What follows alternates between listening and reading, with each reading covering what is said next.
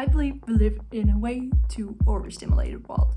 There's a constant demand to always be doing something, to stay busy at all times. Bombarded with one productivity advice after another, all present here to make us produce more with less and less time. But what's the cost? Is there ever going to be an end to it? It has become almost impossible to keep up. And when we allow ourselves to a breather, we're filled with instant discomfort, and guilt rushes all over us. That's an alarming issue that needs much more immediate attention than any of your external demands. You can't keep going like this, or at least I can't. It has to stop, and that begins with balancing out our inner world. Without having balance within, every output we put out will be out of balance. And that is why you're not satisfied with your productivity or your results. It's not that your productivity systems and your time management skills are out of balance. You are. I feel like everybody has encountered this at one point or another. But lately, everything has just been feeling like noise. And it can get a little overwhelming. And it's no longer just affecting my productivity. One thing is for sure, I am seriously failing to meet the demands of this hyper-connected world we are living in. The constant impressions of social media not only left me feeling drained and exhausted, but also led me to wonder if its counterpart might not be as bad after all. In fact, silence might be the antidote to our hyper-connected world. Just hear me out.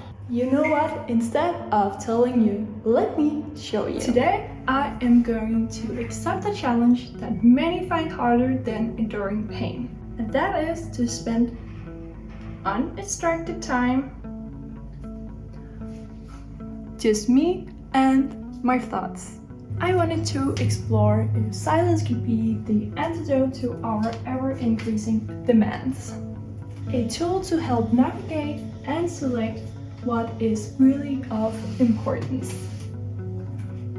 I am very curious to know if we have developed a problematic relationship with our own company after having neglected it for so long. Would it be possible to create a comfortable place of peace, or is it just a delusional lie?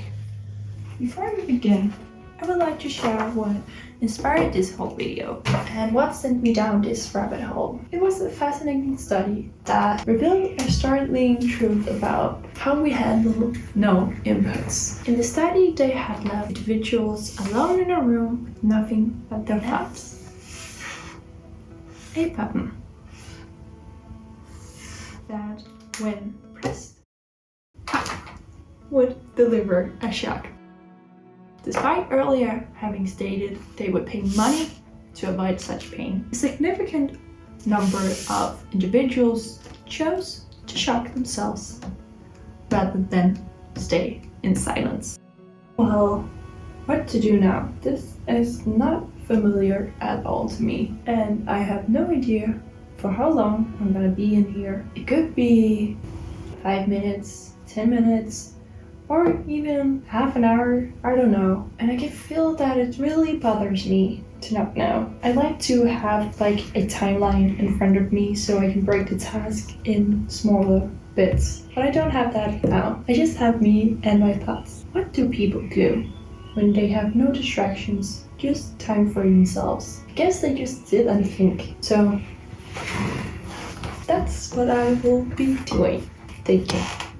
The study is showing that physical pain becomes more appealing when we're no longer bombarded with external demands. That's scary to think about, that we have driven ourselves so far out that rational thinking and integrity becomes a last memory of the past.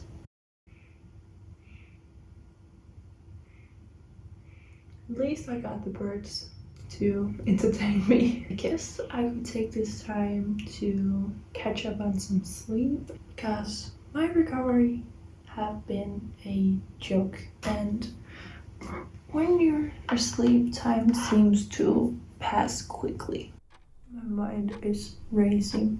I think falling asleep is gonna be a dream for another day. I've been into meditation lately, and that could maybe help manage my anxiety right now. Why not at least give it a try?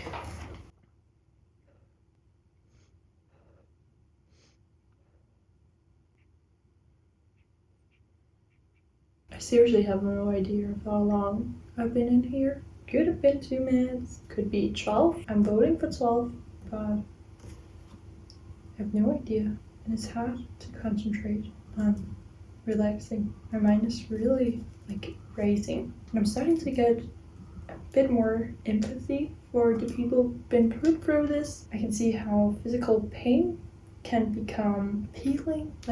Any type of stimulation right now sounds fun, but I don't think it's to the degree of physical pain yet.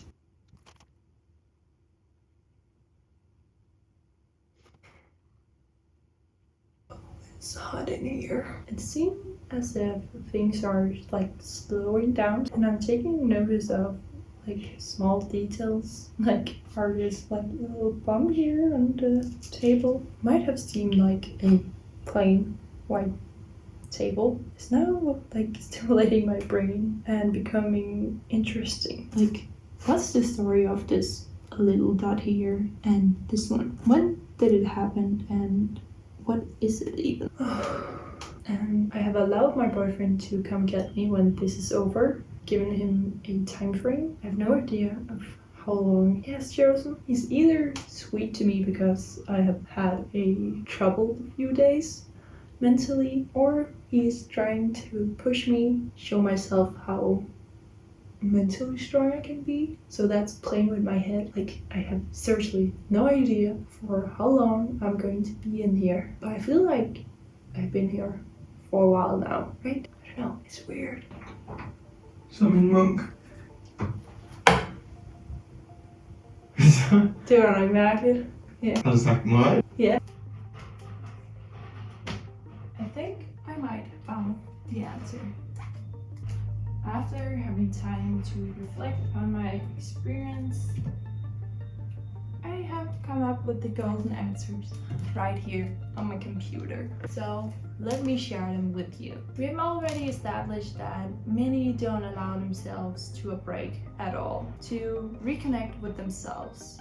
They're losing sight of what is really of importance because they're under so extreme pressures. It's natural then to forget about the destroying consequences of instant gratification, and also to forget about the powerful benefits of delayed gratification. But how do we regain our ability to see past these instant gratifications? We need to create a space of clarity. How is that done, you might ask? Let me tell you.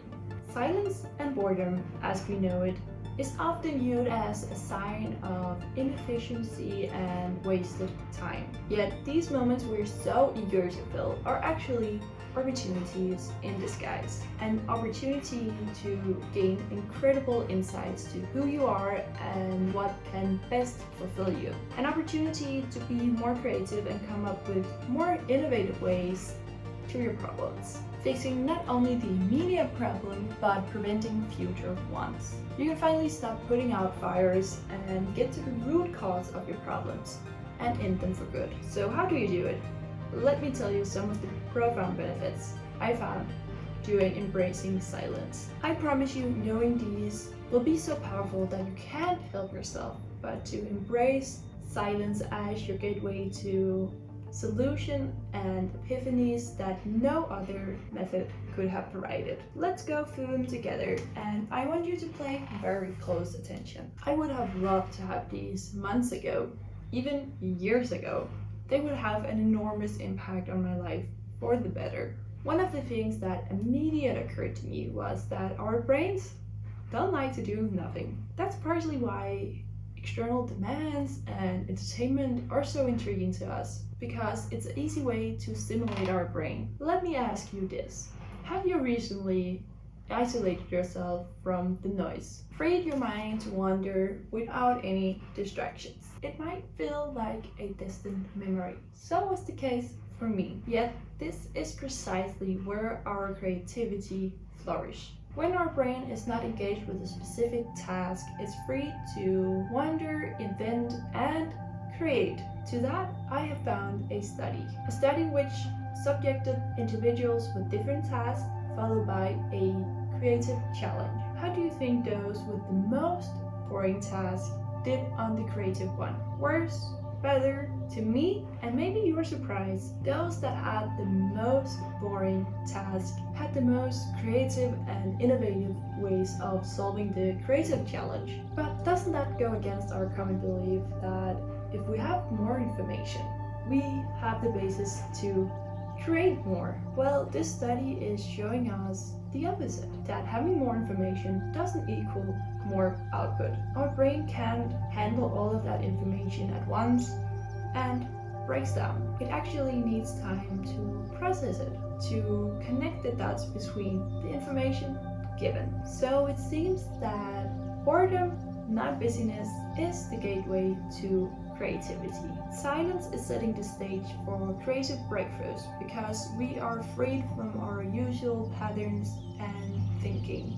We are no longer going about it in the same old way we usually did, which has led us to this point. What we're needing is refreshed eyes to solve this problem, which a creative spirit can help give us. But the problem still stands. That's why if you continue to embrace moments of silence, you'll get to this next stage, where you will enhance your problem-solving skills. If we continue to force our brain to find new stimulus outside our world, it often leads to the exploration of solutions to pending problems. This subconscious process can help give enlightenment, where answers to previous unsolved problems suddenly become clear to us, because you're giving your brain space and time to reconnect those dots. Leading me to the next point that will have enormous impact on your sense of self. Silence not only helps us to see things from a different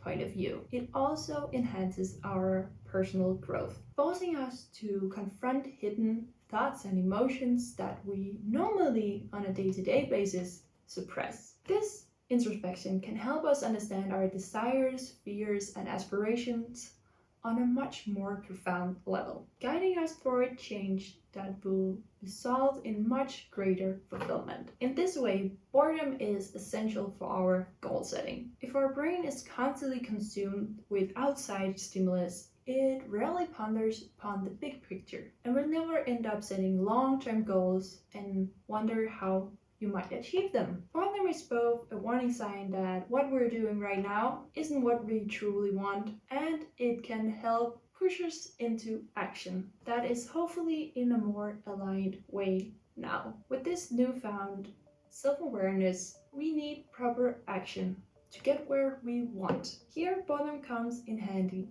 yet again. Our brain is wired in such a way that it remembers which action caused the release of our reward molecule dopamine. You might have noticed that you have gotten a motivation from the anticipation of a reward from certain actions.